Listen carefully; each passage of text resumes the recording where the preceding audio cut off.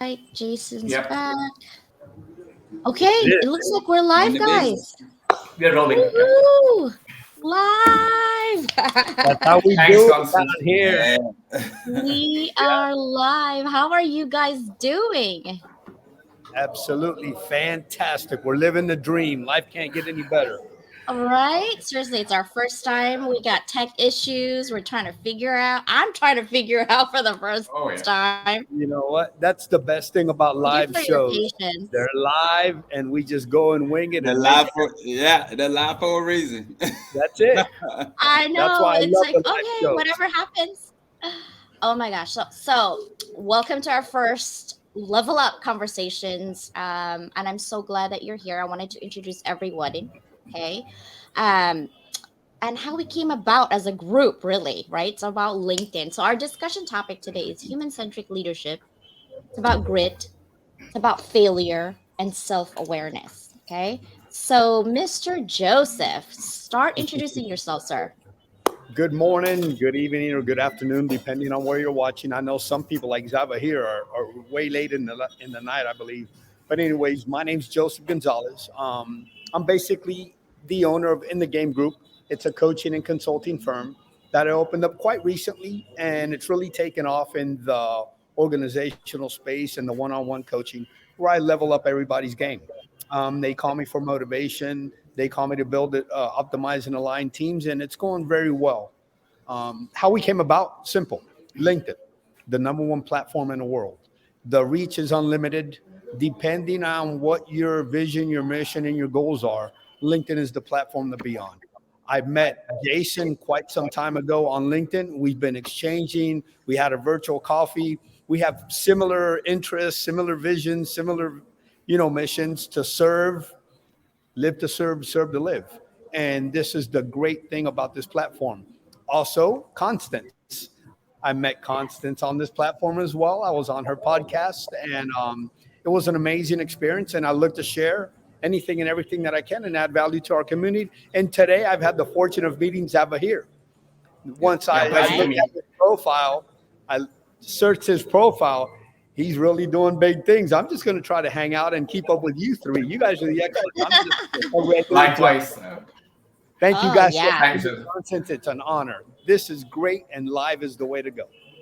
Right. And like you said, LinkedIn is where it is. And all three of you actually have been on Level Up, and I appreciate it very much. The next one is Zava here. Introduce yourself. Yeah, sure. I mean, it's a privilege to be on your podcast for the second time, Constance, and absolutely an honor to meet Jason and Joseph. I think we met, via one of my posts on leadership because we share similar purpose and interest. I think all three of us, and that's where we took things ahead. And then you invited me, okay, for the podcast, talking about leadership, education, and a lot of other aspects on emotional intelligence. So it was my first podcast, and it was an exhilarating journey, I would say, an experience. Um, I think today is going to be a great moment for value creation, if I may put it that way, because we have so many hot topics and burning issues to be discussed with. And these are, the in things today, which are discussed across social media platforms like LinkedIn. So I'm looking forward, okay, to give as much value and put in my best and give rich content, to people to go ahead, think, analyze, reflect about the topics that we are discussing. So once again, absolute pleasure. A little bit about me. I'm going to make it short because I think we lost a little time. I'm a curious, compassionate, avid learner of any knowledge that aligns with my purpose, my ethos, my persona. And I've been in the HR, L&D, organizational development field for the last 15 years. So the reason I'm very happy and it's gratifying because it transformed me from the inside out. It helped me to transform people from the inside out. And I use the word transform because there's nothing remaining, when you transform. In change, something remains. So my other hobbies are aviation, wildlife, yogic sciences, psychology. All of the Yeah. above. Okay. Awesome. Well, welcome. Thanks. Last but not least, Jason, bring it. Yeah, so my name's Jason Hurley. I work in marketing. I oversee our branding and communication. I have a background in change management, product development, and learning and development. I've been in the insurance industry for 16 years, all about adding value. If you follow my posts, it's really just value, value, value. LinkedIn is great. When I started LinkedIn, they said, one of my mentors told me, hey, if you're going to build your community, build it based upon value. Don't get caught up in the numbers or anything like that. And, the rest is history. So thank you, Constance, for having me. And I'm looking forward to the show. Yeah, and I love it. Thank you guys so much. I don't really want to introduce myself. You guys already know me. Nothing to Oh yeah. introduce. I'm on a lot of things. What I can say is that my journey began for me seeking a better way to communicate with my team. That's how it started in February, and I created a summit. I thought, oh, 10 people are going to show up. It's never happened before in 130 something year school. 210 people show up. I was surprised. So I said, you're right. When you just show it what the value of the conversations are, people will show. It might not be what you expected. It would be the unexpected. But if you're adding value to their life, they're going to show up. So that's what I've learned. Then I went through a podcast because I really want people to have listening skills. Sometimes when we're talking like this, people are not really listening. They're formulating things in their head. I want them to pay attention and really listen. And when you do a podcast, you're doing something else, you're listening. So that's what I did with the podcast. And it just grew from there because I have passion for helping. And like what Joseph said, why not bring it to the world? Mhm. Sharing is caring. Why not bring it to the world? And any information is information, either good or bad. You actually can decide that as a person if you want to, right? So that's how I came about. And I am writing my third book on leadership breakdown. So this is a great conversation, right? So let's start with human centric leadership. Zeva here, take us there. Oh, yeah, sure. Thanks, Constance, for the opportunity. So, human-centric leadership, or heartfelt leadership, or humanizing leadership. Well, I think this is a hotbed for discussion here.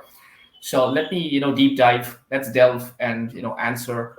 Why are we talking about human-centric leadership? Well, I think if I trace back 3 years ago, May 2019, World Health Organization, they officially recognized chronic fatigue syndrome, which amounts to high level of stress as employee burnout, and it was officially termed, okay, as an occupational phenomenon, which means high level stress resulting from extreme work and pressures that can mentally, physically, and emotionally debilitate you and completely incapacitate you, from doing work.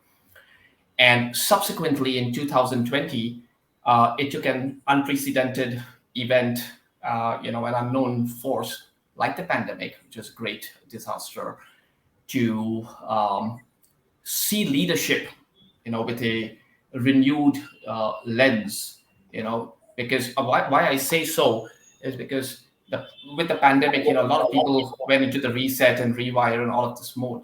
But if I see, the pandemic, it has helped us, to see with a renewed, lens to reinstate leadership, the lost ethos of leadership today.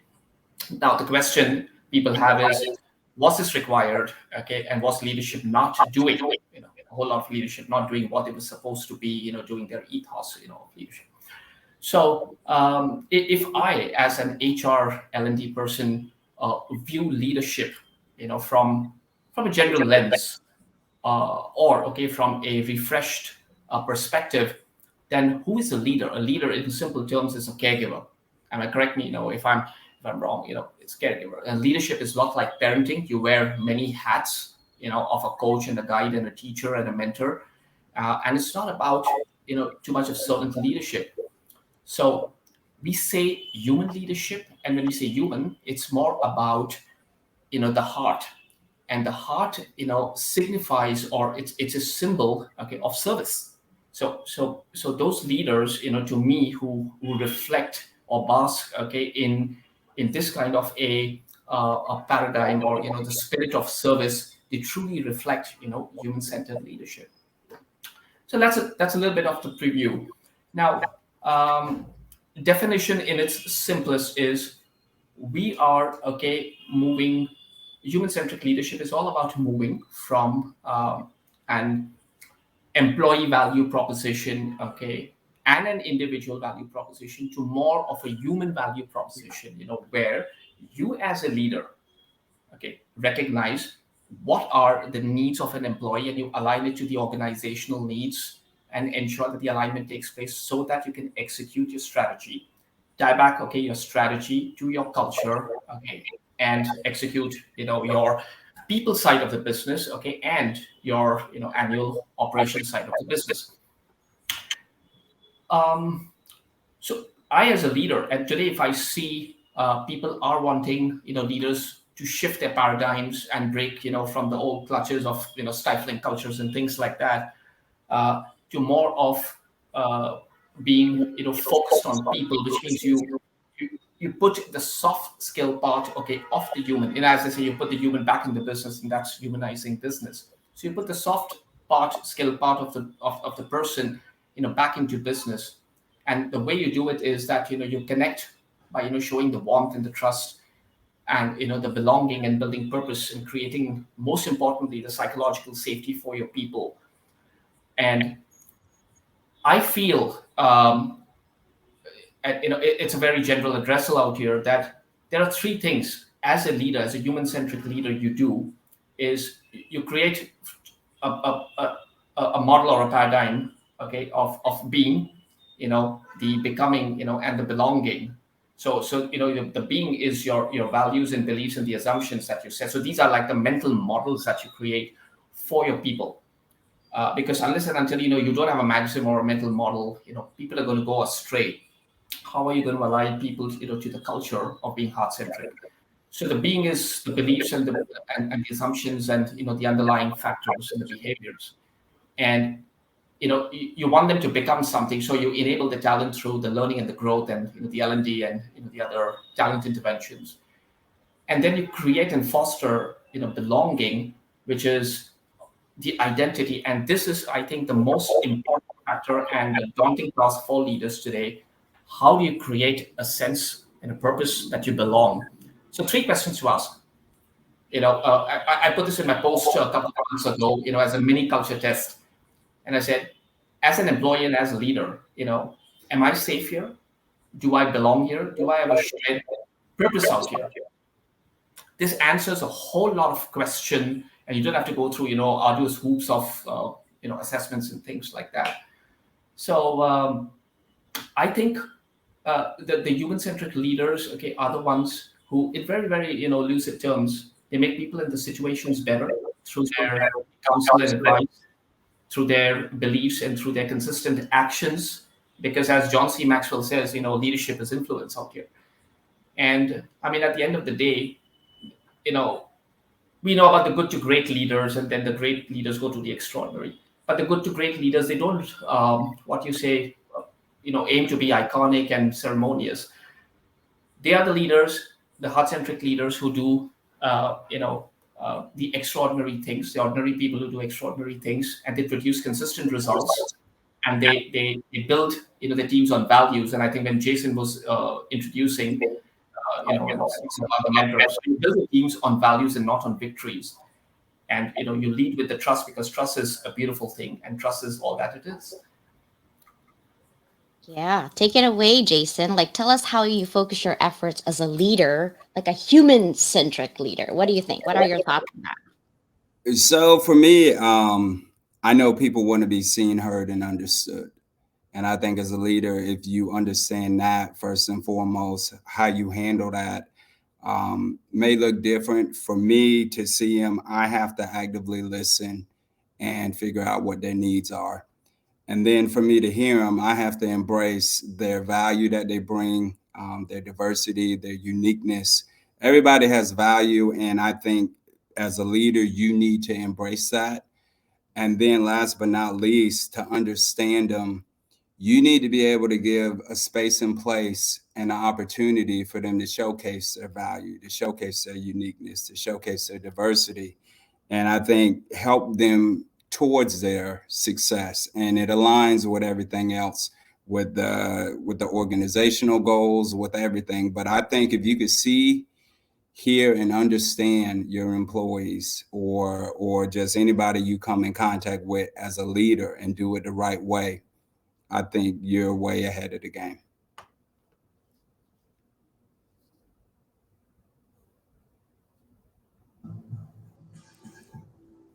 I can't hear you, Constant. I think you're on mute, Constance. Yes. Of course, I'm on mute. Come on. This is live. I wanted to say shout out to Gwendolyn. She said hello. Nadia said hello, everyone. Hi, Joseph. And then Will found you was in another invite. So glad that Will is here. But Joseph, what are the Yes. tools that you would use to advise leaders on how to be human-centric leader? You want me to tell you the tools I use? You ready for this? Yeah, Boom bring them. No. it.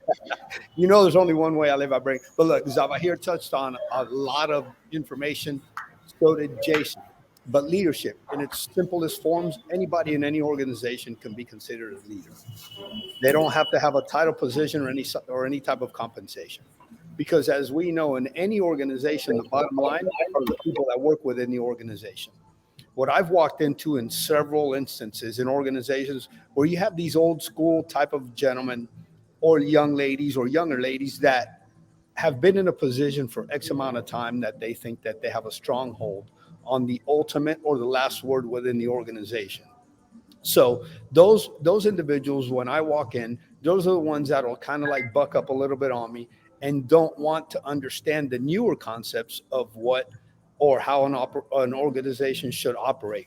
So my strategy has always been to provide, number one, a safe and trusted work environment for all, be a diverse and inclusive organization where everybody has a seat at the same table that the CEO, the C suite, or those executives are, and everybody has the same voice.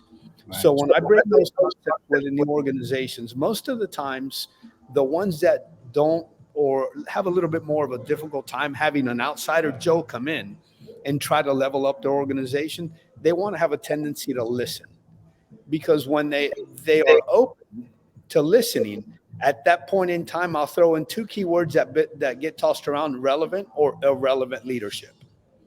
When they understand that in today's day and age, the leadership styles have transitioned over time, not that they've changed, because the leadership have been already on board 30, 40 years ago.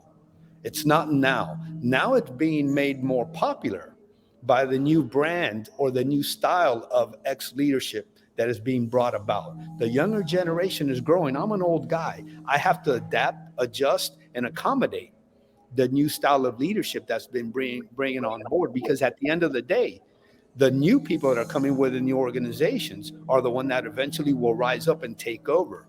So the mental aspect or the mental approach is where I go key on, is to let them understand that yesterday's style will not work in today's environment, because we all toss around the words empathetic, caring, sharing, open, active listening. Those are the skills that leaders in today's world must encompass in order to scale or continue scaling an organization in today's environment. There's a huge difference between scale and scaling an organization. Scale, we'll break it down just a little bit. Scale is when you're spending 80% of your time managing your workforce and only 20% trying to grow the business. Scaling is when you're trying to replicate the growth 80% of the time and only 20% managing the workforce. That's where your greatest gains are. So that's where the new leadership and the new minds and the new technology and everybody come together, and you scaling the business and you just let it run based on the acceptance, the changes, the empathetic, the caring, the sharing, the family. Another thing, people over profits is key in today's society. It's not profits over people like it was back in the days. So those are some of the things that I use on human centric leadership. Awesome. Thank you so much for that. So when Sava here actually, said, "Hey, we should have a talk about human-centric leadership," and I said, "Okay, that's actually a great conversation because it's very specific." And then when the words gets tossed around, I always have to think like, okay, do I exemplify that? What does that mean to me, right? And so when I think of human-centric leadership, I think of building trust and growth. Those are the two things that comes in mind. Absolutely. And then I think, okay, what does that really mean to me, right? And it's understanding each of my employees when I was a dean, their feelings, their needs, and their goals, whether it's for the organization's goal or for their personal growth goal, right? And focusing on the person first rather than on the task. That's how I see human centric leadership, right? And you, like you said, you need to show empathy and the desire to create that real win win situation for both. I think human centric leadership should focus on the people and then the task. But how do we do that? How I do that? I create trust, especially when there's a lot of rapid changes going on with like, we're gonna go in person. Wait, no, we're gonna go hybrid. Wait, no, we're gonna go online. Wait, no, we're gonna go back to in person, hybrid, and online now, right? So creating that trust so that when there's rapid changes, my employees and my team can keep up with it and know that their mind, their professional development, their feelings, and their needs is my first priority, Exactly. right? There's no other way to do it. There's no other way to do it. No, and diversity. I love diversity Of because, course. like, look at this, right? Exactly. Because I don't know everything. You don't know everything. Jason doesn't know everything, and Zava here doesn't know everything. But if we True. put all of our minds, all of our experiences in different domain market, different industry, different specifics, right, and different wisdom, that diversity can innovate, can Of course. grow, can make an action item like this live, right? Absolutely. Exactly why. Absolutely. That's exactly one of the reasons the world goes round, because of the diverse and inclusive mindset. Because if I don't allow myself to learn from Jason, Zava hear from you, what good am I? Right. I'm secluding myself from boxing me in to no growth. And to me, that's a disaster. So when you Right? run into leaders or so-called leaders that do not accept the new changes, the new diverse, the new inclusivity, the empathy, the care and the sharing, the safe and trusted, you know exactly what decisions they're making. They're going to become irrelevant. They need to step away. The next one on mine is empowerment, right? When you have committed employees who trust you, who's diverse, you need to empower them to do their job. Forget micromanagement. That's just like the number one killer of innovation, right?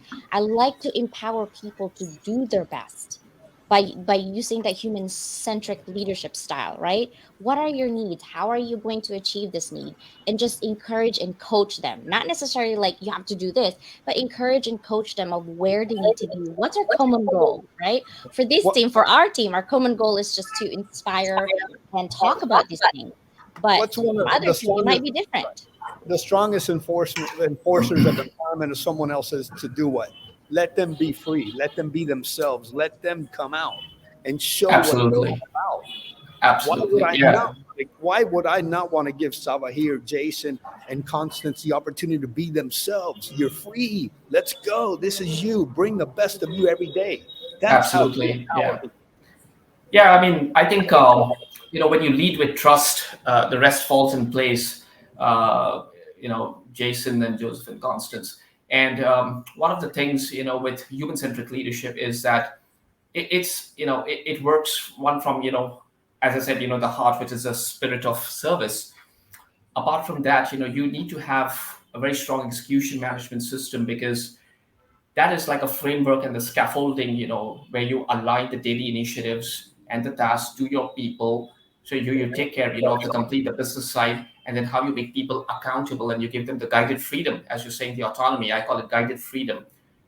We say responsible freedom uh, is something which is very, very important. We just don't say freedom.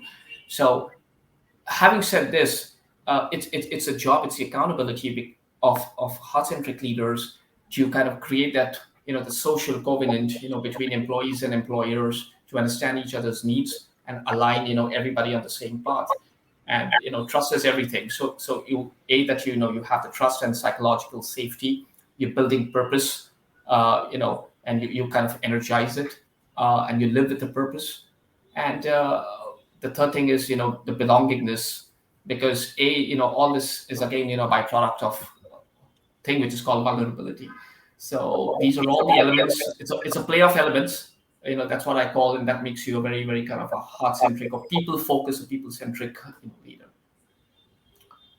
Awesome. Well, now between the trust, the diversity, the empowerment, the team Yep. building, that's what we're doing here. But let's talk about grit. And I want Jason to start us off and talk about grit. Go for it. Yeah, so grit's fun. If you look at the definition of grit, you'll probably come up with it stands for courage is the character. And what I love about grit is it looks different on everybody. For me, some of the characteristics of grit is to have courage, even if that means standing alone. I think somebody that has grit, they're going to have a certain level of courage within them. I think perseverance is also found in grit, the ability to keep moving forward. So many times with perseverance, we just think, hey, we're just going to go one speed, but that perseverance looks different. And I think even now, it's so important when you talk about perseverance to also talk about, hey, it's okay to wait some time before you take that next step. Take a break. That doesn't mean go backward, but gain your thoughts, because when you persevere, there's a certain level of, hey, you need to be able to have your rest and show up the best that you can every day in and day out. I think within grit is found resiliency. Everybody loves an underdog story. Resiliency, I absolutely love it.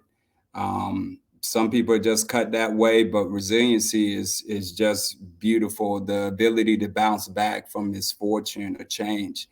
And last but not least, I think people that have grit have a passion. So passion for me, my passion comes from pain. And my grandma, she died of lung cancer, so I'm passionate about lung cancer. um she died when I was young, so I mean, I may be dating myself, but the first chance I had to do a book report, I did it on lung cancer because I wanted to figure out that. um I was a premature baby, so I'm passionate about anybody that tells me they're premature, or anybody that tells me, hey, some of the things that kind of comes with being premature. I have a heart for that. And so I think that's some of the things, as far as grit goes. But I think when you look at courage and resolve, strength of character, don't just think, hey, you have to go through all these different obstacles and life has to be bad. I think also, too, you could have grit if somebody says, hey, I believe in you. Hey, I trust you. You know, I have two kids, but if my kid when my kid says, hey, daddy, you can do it, or hey, daddy, I believe in you, that courage and resolve, strength of character, at some way along my journey, I'm going to come into grit. And so I think, a lot of times we hear that word and we kind of put it in a box. Don't put grit in a box, because I think more often than not, we all have a level of grit. It's just identifying what it is and being proud of it. But grit is beautiful. It looks different on everybody, but that's just kind of really a high level overview of grit to me. That's awesome. That's actually really Super. good.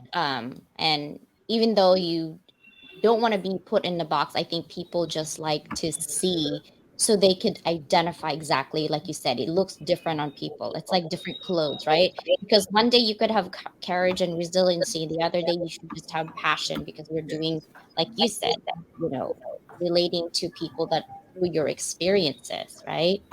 But Joseph, tell us, the time that you practice grit. What does that look like? Well, to me, it comes back. I'm going to date myself, just like Jason said. I'm a really old guy, so my parents, they migrated from Cuba back in my dad in 1955. He's passed away already, and my mom in 1957. One of the things that they've taught us in time, they taught me or my brother and sister as well, is doesn't matter who you are, what you are, where you are, nobody can take advantage of you. Nobody can talk you down. You fight till the end, and when you get tired of fighting, you fight some more. and you always stand up for yourself, believe in yourself, value yourself, create yourself. So they work jobs in the USA for 25, 50 cents an hour back in them days, come home with a $15 check, but they always managed to make it happen and put food on the table and clothes to the best of their ability. So throughout my time, my youth years and my later years, I was challenged with not being, let's say, the biggest, strongest, fastest, baddest kid around. So I used to have to stand up for myself and confront the people that would try to talk down to me because my parents weren't from here. The people that would say you have nothing because I don't have the best shoes. The people that would say your dad or mom drives that little beat up car because we didn't have any money. So then when I understand grit and I understand on a physical aspect of it, I had grit all my life because I had no option. Either stand up or stay down. And there's nothing that's going to keep me down in life. But I value my grit or I treasure my grit based on the fears that I've encountered along my life, and I continue to push forward. I face grit on the failures that I've encountered in life, and I've continued to overcome. I face my grit on the obstacles that I've had to overcome, and I've managed to find that little grit again and get past grit. So, grit isn't only a physical aspect. For me, grit is my mental approach to life and the things that I've had to overcome on a mental aspect. Because physical, it was easy. I knew what I had to do. But my mental aspect, after I tried to overcome that little bit of uncertainty space, how would I wake up the next day and to continue to battle my mental approach and not fall into the depression, the uncertainty, the believe in what they're telling me when I knew even though it was true, but I knew we could do better. So to me, grit is not only physical, it's mental. And the toughest things to get around in life, physical scars will heal. Mental scars at times take a lot longer and may never heal at times. So when we define grit, Jason brought up several valid points. Mine has always been my mental approach. What can I do to bring out that grit? And now today, resilience. I don't back down from anything, anybody, anywhere, however, whether it be mental, physical, or anything. And that's what my parents taught me. And today I've managed to put it all together. And grit is what I like. I reference that word a lot because it's a tough word, but it's a valuable word to use when you really come that long way and you understand your journey of life. That's basically my grit. Awesome. Thank you for sharing that personal information too. Zavahir, can you show us an example of grit and what does grit mean to you? Yeah, absolutely. So grit to me, okay, is how much metal you have and how much iron in the metal you have. That's how my dad taught me, and I have stories which are quite reflective and similar to what Joseph just narrated. So our narratives are almost similar. One thing my dad told me that he had a tough journey, going to office, changing two trains and things like that. It's very arduous in India those days, way back 40 years ago. And I used to see my dad day in and day out, consistent, persistent. He's as tough as a bull. I don't think I can reach that level. So grit, yeah. I mean, so grit to me is all about the framework, the mental and the physical framework you have, and how strong is your framework to keep getting up, not high or low, just to keep getting up, irrespective of the number of times, circumstances, people, and other things that bring you down. And my personal experience is, so it's all a mix of patience, perseverance, tenacity, authenticity, your mental makeup, things like that, how inspired you are, your values. That's one thing very important. The values and the teachings that you get, from your family, from your people. I was a very lean, emaciated kid. I was. The doctor said, when I was, I think, under 10, that he's going to have a tough life because of respiratory problems. I ran in my grade 9 and 10. I won, the best athlete boy in college. I topped, and here I am doing things, where I never ever imagined. So I believe in one very good quote that, tough times don't last, tough people do, by Robert Schuller.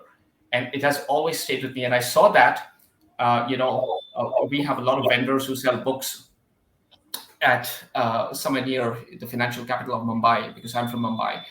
And those days we used to get some amazing books. And when I was walking, that thing really caught me. I think it was a red cover, and that really caught me. And I always use that because time keeps flowing. How good are you, to blend with it and show your metal, as I say. How much iron is left. We all have, as Jason rightly said, we all have grit. We all have that scaffolding, that framework. It's just that how much iron you want to pump, in it, to make you the best version of yourself. That's what it is. So I sailed through 18 months more of unemployment, earlier, and that's where I decided to keep my focus. So in short, it's about embracing vulnerability. It's about embracing the fear, even when you're scared, and you walk the path ahead and you see what happens. That's what grit is to me. So as Brene Brown says, courage, vulnerability is, you have the courage to embrace it, and you embrace situations, even when they hit on your face. So that's what it is, to me. Wow, gentlemen, okay, when you guys were talking about your experiences and example, one word that came to mind is stamina. Okay, I am not an athlete. If you get into like running, I'll be like, I'll be your cheerleader. I'm like right here. Running for me is not happening. I will faint in you and you will call 911 on me. That's for sure, because that's not happening.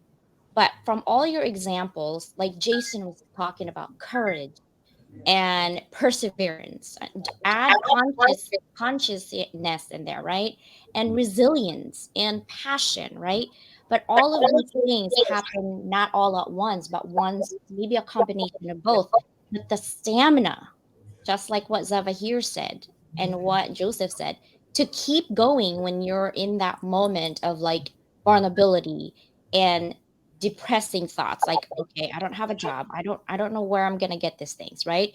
And when your kids are sick, or when your kids are doing something you're not supposed to be doing, right? So to me, if you were a leader and you're looking for someone's growth to basically have grit, clarify your goals as a person and as a leader. Without a doubt. Discover your interest. What's your interest? All of our interest is to inspire others, right? That's why we're here. And practice deliberately. Really practice deliberately. Be intentional of your thoughts, of your actions, of your intentions. And the last thing, and I mean, the fourth thing is know your purpose. What Yeah, is your purpose? And if you don't know it, don't feel bad. Keep looking, keep looking. You will find it, right? Know your purpose. And then practice. The last thing I want to do when it comes to mental, like what Joseph said, practice optimistic self talk, because absolutely. it's so easy to be negative. Oh, that's the daily Yeah, everybody. yeah. I mean, Today, I know. Yeah, I mean, I know for sure that at least the human mind, is not designed, to add and multiply. It's more designed to divide and subtract. So how do you get into that adding more and multiplying more of the positive thoughts? That also, okay, is a grit. The mental makeup that you have, how strong it is. Yeah, so practice that optimistic self talk and watch Joseph's everyday video. Yeah, That helped me. Like, yes, boom, No, let's go. And I boom. love it. I I love love your You it. know, spirit, Joseph. I want to reflect on Zava here because the mind is programmed to take the easy route to a certain extent. Yeah, yeah, So the consistent and repetitive action of programming it to perform, like I always tell everybody, prep the mind to perform on a daily basis and bring the best version of yourself on a correct. daily basis. It's like even in athletes, high level athletes practice every day. In leadership, practice every day. Your personal Absolutely. life, practice every day because that'll develop the habit. And when you don't do it, you'll feel bad. Oh my God, I let myself down. And that's where the accountability piece comes in. Yeah, the So the consistent. repetitive, consistent, and repetitive action Yeah, of the high level thought process will change your life dramatically. absolutely. You're priming your brain. Yeah. So let's talk about failures. Joseph, take us there. Oh my goodness, failures. How many do you want me to tell you about? That's part of the grit, the human centric. I'll tell you one of the failures that I had was back in the real estate crisis. I was on a rampage to purchase foreclosed homes. So I knew the world. I didn't want to hear anything. I knew it all. So I went in on a certain amount of properties and I put down a certain amount of money. I revamped them. I put them back on the market. Lo and behold, the market never came around. So what I invested X amount of dollars, 6, 7, 8 months later, I lost basically 75% of the money that I invested. So I look back, I regroup myself, I re-strategize, I came up with different ideas, different techniques, different strategies that I wanted to implement. But one of the things that I didn't do was dwell on the fact that I lost X amount of revenue over 6, 7 month period to hold me down. So that was one of my biggest financial failures that I've created for myself over so many years. And I still think about it today, but today I look at it and I laugh because I said to myself, man, just when I thought I knew everything, life shows me that that's not the way to go, that you have to be open to listening and learning what others were trying to tell you, and you just failed to realize that they were telling you to not go in and you didn't listen. So that was one of my biggest financial failures. My personal failures were when I was a younger guy, my thought process wasn't on par with where my purpose, my mission, my why, and like my dad always told me, define your give. It'll get you to your why. So my mission wasn't to give. My mission was to receive when I was a young teenager and into my early 20s. So that's my biggest failure in my personal aspect was until I didn't come around and understand that people first relationships is the key to your personal and professional life growth. That was one of the toughest aspects of me of making that transition from the younger age Joe to the today Joe that understands my growth is within constant Jason and Zavahir. So those are two of the failures that I had in my life, and they gave me a tough lesson to learn. But you know what? That is part of my grit mental approach that I managed to get around to challenge me and to get me to where I am today. So those two are my personal failures, and I will never forget those because they really hit me hard. And it was a time in my life where I had to manage my way around it, understanding that I knew what I was up against, and I just had to buckle down and get around them. Those two are my failures. Awesome. For me, I think failure can be a positive element in life. And I'll tell you why. Failure builds character. Okay. You keep failing, you're like, I'm gonna keep going. I'm gonna keep going, right? I had I think it's an Asian thing. Like when I came here, I had weak lungs because of pollution where I came from and where I grew up. And I literally fainted 3 times when finally my school said, yeah, running is not your thing, right? It's just sit down. And so I just work out and I just keep working out. But by the time I was about 16, I started running until I could run about 15 miles a day.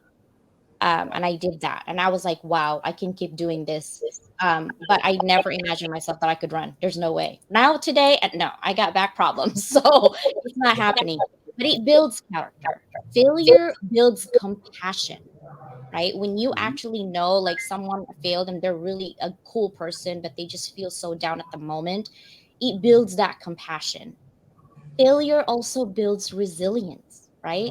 You learn, hopefully, you learn from your failure. Some of us don't. Keeps the same thing. Failure builds creativity because you're gonna find certain ways like, okay, we can't do it this way. Maybe we could do it this way. The fear actually of failure is even worse than failure itself, right? Because we just keep stagnating. We don't really move forward. And that's what I think of how failure can be a positive element in life. It builds creativity, builds resilience, builds your character, but do not fear failing because it's part of life. It's just how it is, right? You brought me up to a saying that I say we can all be fearful at times, but we can never lead a life of fear. No, you That's can't. a huge difference Right. because we can encounter that's going to happen in life. We're not superhumans or anything, but we can never continue to lead a life full of fear. No. And some of us do fear a lot of things. Sava, Yes. here, how do you create a failure with lessons learned from failing? Oh, okay. So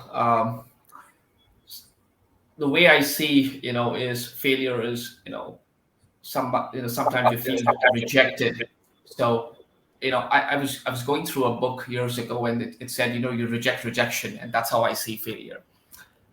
So for me, having amassed this level of maturity, experience, the transactions that we have with people, the good and bad, the emotional ups and downs, the emotional deposits and the withdrawals. Let me give you a parallel. You have a pencil, it runs good, it's fine. The moment, the lead shortens, and that's how, you see, things coming, down your way. You break a pencil, and I see that, when you break a pencil, it's like, that's failing. But again, when you sharpen both ends, the rough ends, again, the lead grows back. So if you see this thing, in a very different way, these are experiences, that teach you. As long as you learn, it's not a failure. Okay. I also see failure as a myth, just like time management. You can't manage time; it's a phenomenon. So I see it that way. I see every experience now, okay, as a transaction that happens, and how much I can learn and not go back and not repeat the mistakes, as you said. So it to add to your to great risk, Constance, Joseph, and Jason, failure, it also builds competence, and that's very important. How much of the skill that you're developing. So I had a um, what do you say, unfortunate, series of circumstances where, I lost my jobs, and then, people think of you in the society, if you're jobless, which means you're worthless, and that's the perspective people create. So I never saw it that way, because these were all circumstantial. My job losses were circumstantial, and I'm being very open out here with no shame or fear. And I said, every circumstance, teaches you something. And even currently in the here and now, I learned so much in the last 15 months, which I would have never learned probably ever if, I had an employment going in. Um, Failure. So these circumstantial things that, created job losses, were so-called, failures. But now, when I see back, what I learned, I didn't learn, how much I could have learned. All this, keeps reflecting in my mind. And as you said, it builds resilience, it builds tenacity. And to me, I don't see it as failure per se. I just see it as another experience to grow ahead, develop, your metal, and do your best. And that's what it is. Because you got to be mentally strong today in these VUCA times. If I'm Because, as I say, uncertainty is the new certainty, and you have to be prepared. You have to be balanced and alert. And if you allow these things to hit you, you're not going to get up. It's going to be a sad thing. And as Joseph rightly said, you can't live a life, with fear all the time. You have to take, risks with some intelligence, with some guidance, some mentorship, to move ahead and see. At the most, you have a yes and a no. That's going to be the answer, okay, of the outcome. So that's how, I've put things in perspective for me. And that's how, I'm going to tell my kid, this is how, you need to view life. Jason, how do we get back up from failure when we feel defeated? That's a good question. I think when life happens, you need to find that place of solitude. And that looks different for everybody. For me, I pivot to my faith. That's the solitude where I could get the clarity that I need. But whatever place, whatever space and place it is where you can find that solitude, that will give you that clarity that you need to move forward, so that you'll have that peace that you need. So whatever decision you make next, you can live with. I think that's the best recipe. And I think you also need to be cognizant of what voice you're listening to. A lot of times we'll say, hey, block out the noise. That voice or whatever clarity that comes to you, you need to make sure that it's the right clarity. And I think once you have that clarity, there's so much joy. There's so much uh, like a burden lifted when you're able to go ahead and move back. And a lot of times we're here to saying, what's done in the dark will be brought to light.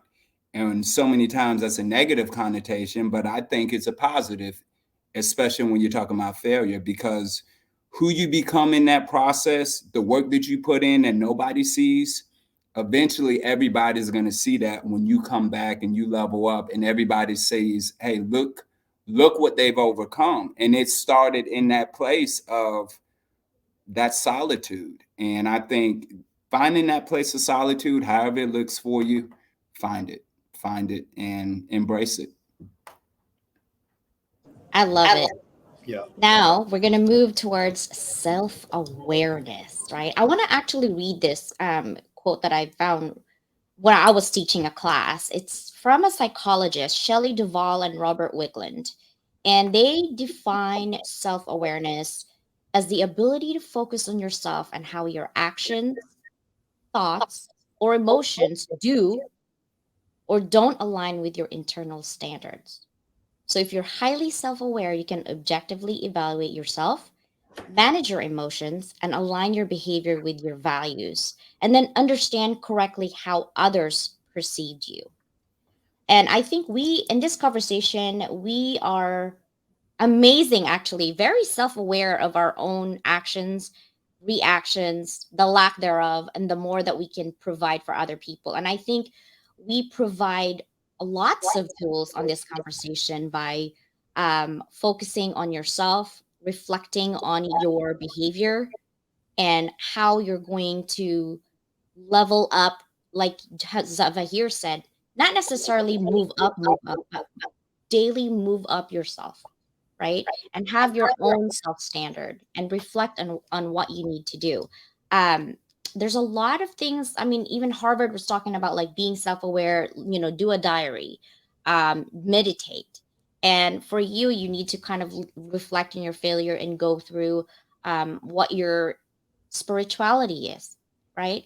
And however you want to do that for yourself, however you want to be self aware of what you're doing. Being self aware to me is a skill that is necessary for you as a person, not just as a leader, for you as a parent, for you as a friend, for you as a partner or a spouse, right? For you as a team lead, for you as whoever, you need to be self aware of your own strengths, your own weaknesses, how you can have an opportunity to grow. And definitely, my composition is my threat. This face cannot hide when I'm upset or happy. I tried. I do poker, I lose all the time. I just cannot concentrate to not be smiling when I don't have the right card. So I always lose. So I said, okay, that's my own failure. But I'm not fearful of that because I can't lie. You don't need a lie detector test to ask me questions. I'll tell you. Um, but I think that's being self aware is a great tool for everyone to have, so that you can Absolutely. reflect on what your thoughts are, how you could do it. And obviously, some people don't do diary, they have a mental diary, not necessarily Mm. write it down. But I think after I contracted COVID, I can honestly say my short term memory literally like gone. I don't know what to tell you guys, but I'm trying to take vitamin D. It's just gone, right? So hopefully we can be self-aware and become self-aware through our own actions. What are your thoughts on that, Jason? So I think you have to have an open mind. You have to have an open heart. You have to have that level of honesty. Be honest with yourself because that's sometimes being self-aware. You're gonna have a crucial conversation with yourself, and you may not like what comes out, but it will be the best thing for you. I think when it comes down to how other people see you, you need to remain humble. You need to have a good attitude, and you need to know that sometimes the space and place that people are telling you it's for your own good. And kind of what Joseph alluded to, earlier on, it's so hard, especially when you think you know everything or you just feel like, hey, I have this figured out. Be humble because there's a lie and there's so much wisdom in other people and everybody wants to help you succeed. But sometimes we are our biggest enemy. And that self-aware is it's pivotal. But I think if you're humble, you have an open mind, open heart, continuous improvement is a part of your DNA. I think, and character and just a good attitude, that all helps towards self awareness. Awesome. Sava here, anything to add in that? Oh yeah, I mean, absolutely brilliant, both of you. Uh, well, Self awareness, okay, is a huge, I think, area of continuous, and I'm saying that twice, to be deliberate about it. So it's an area of continuous improvement. Self awareness to me is about looking inward, and that is what spirituality is all about. People have different ways and tools and methods, to be self aware. Um, so as Jason rightly said, first things first is, you need to be in that silos, to reflect on everything, that is happening. You need to be like that continuous radar. The beacon goes on and on and on. So one is, to me, self-awareness is about looking inward, because that is my ethos of spirituality. It's about connecting, to your consciousness. It's not about being alert. We are all alert. Most of us are alert, but it's all about, staying as close to the conscious realm of your mind.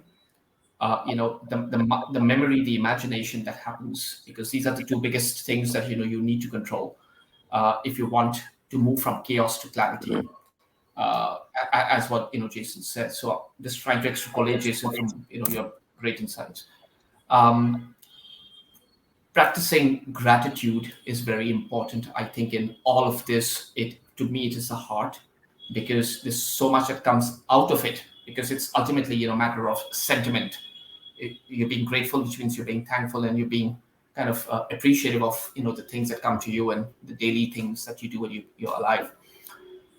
um, how close you are, and not losing yourself, in the worst possible situation, is self-awareness.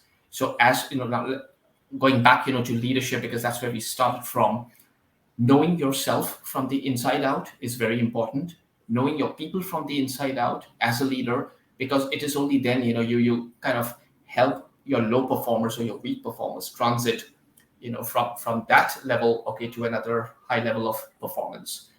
And I don't know how many of you are aware of John Bacon. He was a great, hockey coach, from for the Huron School, the Michigan State, and an amazing, inspiring leader. And he said, if you know your people, right deep down in their heart, you can convert your grinders, to your topmost stars, and stellar performers. And with this kind of an ethos, he actually brought, the entire team from a zero rating, to a fourth rank, within Michigan State, and 53rd, in US. So these are things that I think we can learn from leaders. You can learn from your circumstances, and never to lose yourself, in whatever happens, because again, that reflects your grit and how good your consciousness is. So in closing, if I may put it very humbly, to me, it's all about trying to be in the state of alertness, balance, some calm, some equanimity, to kind of, keep yourself in that equilibrium, so you don't lose yourself, because so many things coming at you every day. You don't know what's going to hit at you.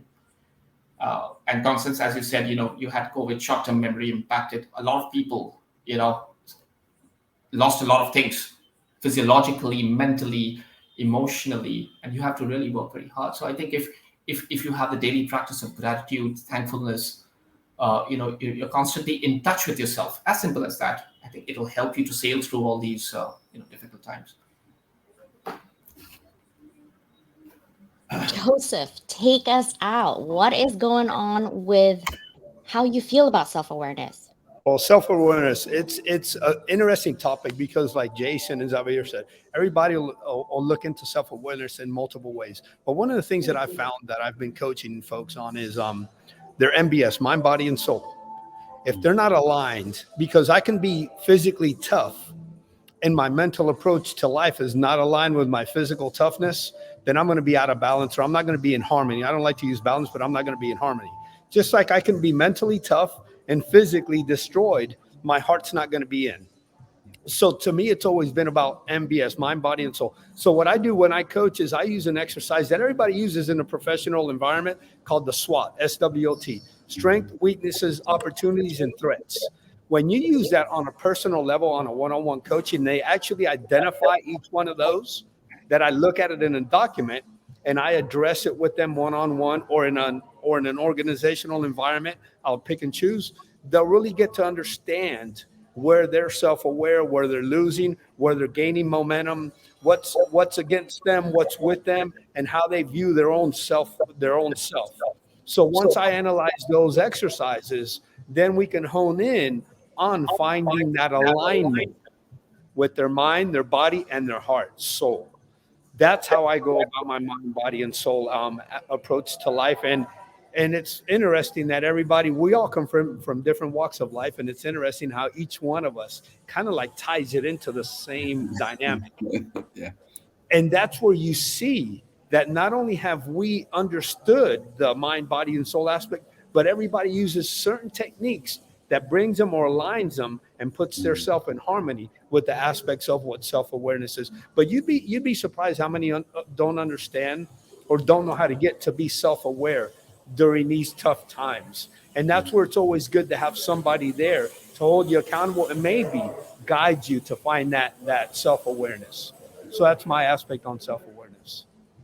I want to end that with self awareness is about observing. And I like what you guys all think about and what you actually said, because it does come in three things. I see it as a triangle, and I just taught the self awareness class last night with my team. Um, there's three things in self awareness: patterns of thought, being aware, right? Explain what happens to you, your own self talk, patterns of emotion, like you said, the heart. How well do you understand your own moods, your own emotion when I'm angry, when I'm sad, when it's hard to be self-aware sometimes when you're angry, quite honestly. I have to True. have certain tools, like I tap my thing. I'm like, okay, CJ, do not say a word to your children that you would like to say right now, but you're gonna regret later because you're hurting their emotions. And I've done that in the past, but my kids were little, they don't understand what I was saying. But now that they're 18 and 15, I'm gonna hurt them. So being aware, part of my patterns of my emotions, being aware when I'm angry and I bite my tongue and I walk away. And I told my kids, do not follow me. You will regret it. Do not follow me. I need 5 minutes of my time right now. Do whatever I need to do my yoga, right? And then patterns of behavior. Do you understand why you tend to act the same way in certain situations? I shut down when someone actually hurts my feelings. Instead of me screaming, I shut down and I just like my whole body just like, I'm not even having this noise right now because I don't want to go to that level where I get sad. I'm a very super sensitive person. So if something bothers me, I always try to take care of it because my patterns on behavior is that I shut down. So then I have to come up with the tools like, how do I not shut down when there's a conversation that I don't like?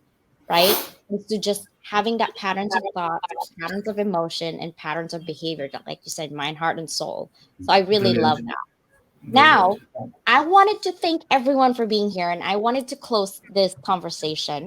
And I thank you. It's like I know it's quite a while now, but do you guys have any last thing for a leader out there who might be watching our conversation about grit and human centric leadership and failures and self awareness? What would be your last information that you would like to say, Joseph? For me, it's simple. People who are prophets understand everybody has a life just like you, and give them the ability to be free. Free meaning just let them be themselves. Let them bring the best version of themselves, and you'll see the transformations that 99.9% of the people will make. They'll add value to the organization if you just let them be free. Awesome. Thank you for that. How about you, Jason? I think for me, I'm gonna pivot a different way. I think with grit and resiliency, people need to keep in mind you're not gonna be the same person going into the storm as you are coming out of it. And I think that also too, whatever storm you go through, if you see somebody else going through something similar, be kind. Go help them out. That wisdom that you learned in the storm that you went through, go add value and help them, lend that helping hand. Thank you. Sava here. Yeah, sure. I mean, in closing, humbly, I just put it as, as a leader, as a heart-centric leader, or whatever your, principle is. One is, you lead with trust. So I'm just going to circle back with, what I said, because there isn't anything, like trust. It's a foundation, of all relationships. You build your team more on the values and less on the victories. and you embrace vulnerability as a leader. And lastly, is the more you give, the more you get, because you inspire with a purpose, and that kind of sums up everything. Thanks, Constance. Awesome. Thank you for that, guys. I My just want to pleasure. sum up that if you are a leader out there, be compassionate. You don't know what people are going through right now. Yes. They might be smiling in your face, they might Yep. be up and jolly, Yep. but you don't know if they're really thinking alone by themselves, Yep. right? You don't know if they're mentally just no capacity. They're physically sick, they're going through that. But most of all is always continuously to improve and collaborate. Absolutely. This does not happen right here if we don't collaborate. And I love the people that you guys have a passion for helping and inspiring the world and inspiring others. Because at the end of the day, what's your skid mark? What have you done? I don't care how much money you have. What have you True. done for the human being? What have you done for the True. humankind? You created True. little people. Okay, I get it. But what have you actually done other than that? Right? And also pay attention to your children because they are the future. Future. Absolutely. When we get old and we are dilapidated and we can't do it, and we're not training them to do better than us, we're in trouble, guys. We're in Absolutely. trouble, Yeah. right? I mean, as I always say, that leader, as a leader, it's not about doing and doing. It's more about taking care of your being, because if you take care of your being, the doing happens.